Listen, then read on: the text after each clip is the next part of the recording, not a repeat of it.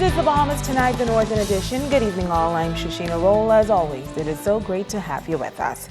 Topping news, the Ministry of Finance, along with the Bahamas Development Bank, the Bahamas Chamber of Commerce, Bank of the Bahamas, and the National Emergency Management Agency meeting with local business owners on Grand Bahama in a series of public meetings.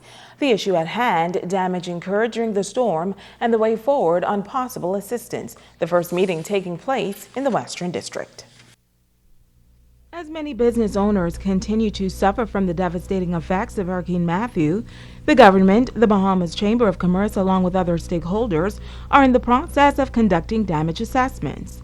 A meeting held in the Western District was the first in a series of meetings targeted towards business owners who may need financial assistance as a result of the hurricane.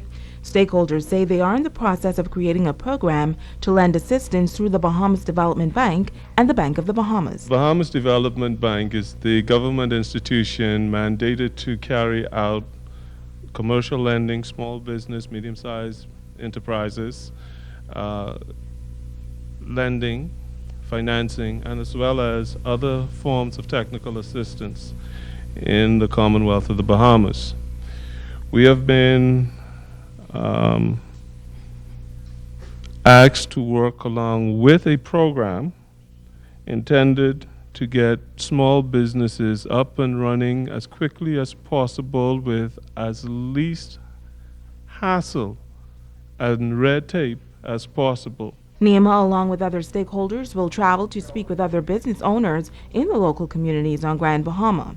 During the meeting in West End, an official of the Bank of the Bahamas explained that in his professional opinion, he did not believe applying for loans may be the best solution for business owners in West End. If it's some way, somehow, people can, we can get together and figure out how to provide maybe some grants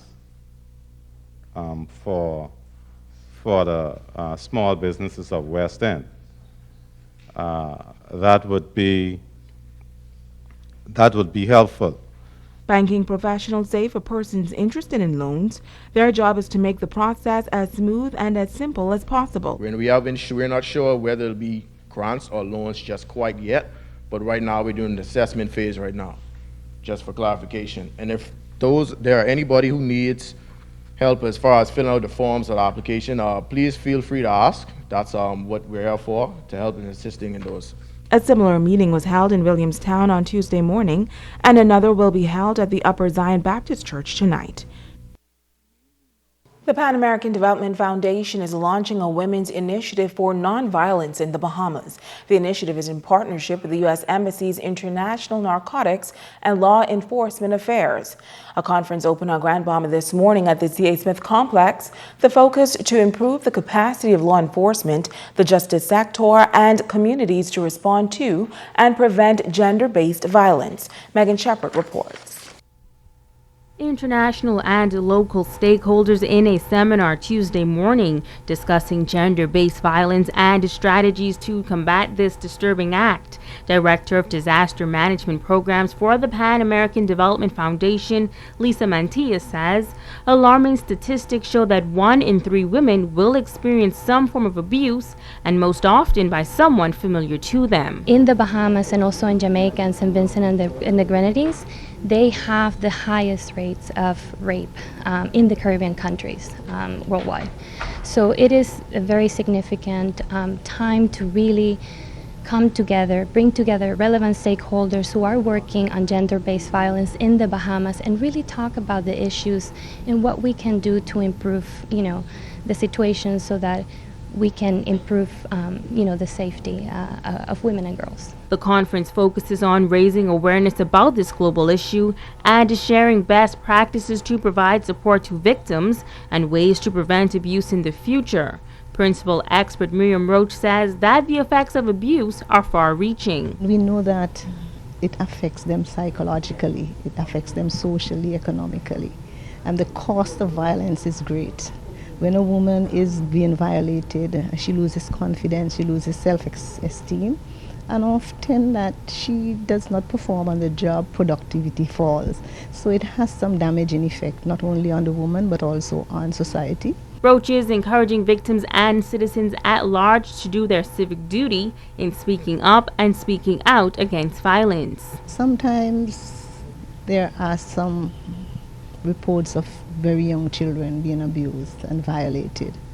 And we see this as something that we need to address. But because these violent acts are committed within families, there is a tendency for us to cover up because we don't want our neighbors or friends or family to know.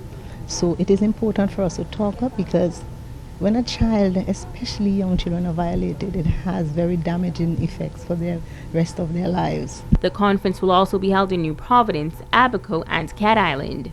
Megan Shepard, ZNS Network News. Switching gears, 21 Cuban migrants handed over to immigration officials yesterday. They were intercepted in Bahamian waters on Sunday in a go-fast vessel traveling in the direction of Florida. The captain and the vessel were taken to the U.S., where it is possible that the captain will face prosecution for attempting to smuggle undocumented migrants into the United States.